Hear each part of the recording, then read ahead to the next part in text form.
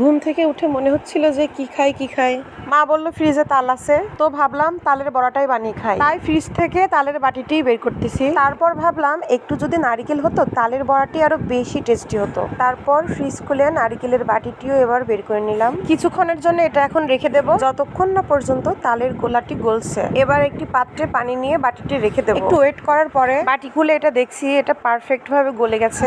একদম ঠিকঠাক, কোনো সমস্যা নেই। ডোটা করার জন্য আমাদের লাগবে এখন চালের গুঁড়া, একদম শুকনা ঝরঝরে চালের গুঁড়াটাকে এবার আমরা একটি পাত্রে ঢেলে নেব। পরিমাপ মতো ঢালতে হবে, বেশি ঢালার কারণে যদি ডোটা শক্ত হয়ে যায় বড়াটি সফট আর ফুলকো হবে না। এবার বাটিতে রাখা তালের গোলাটি ঢেলে নেব। যাদের তালের বড়া পছন্দ তারা কিন্তু তালের গোলা ডিপ ফ্রিজে এভাবে সংরক্ষণ করে রাখতে পারেন।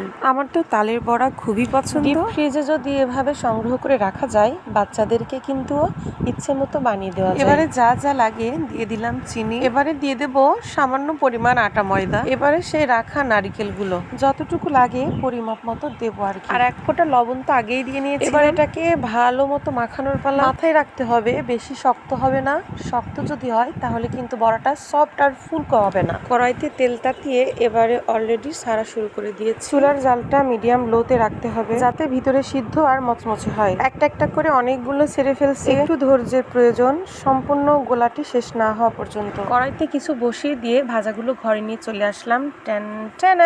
সবাইকে দেওয়ার পরে একটা একটা করে তো সবই শেষ হয়ে গেল। যাই হোক, ওরা তো বড়া পেয়ে খুবই খুশি, সবাই তো খেয়েই যাচ্ছে, একটা একটা করে নিয়েই যাচ্ছে। দেখা যাক কতক্ষণ পর্যন্ত এই বড়া অবশিষ্ট থাকে। আমি তখন ওদেরকে বলছিলাম বড়া খেতে কেমন হয়েছে বলো তো, সবাই বলছিল যে টেস্টি। আর এদিকে তো রোহান ক্যামেরার সামনে লজ্জায় আসতেই যাচ্ছে না। রুষাও বলছিল আপু অনেক টেস্টি হয়েছে।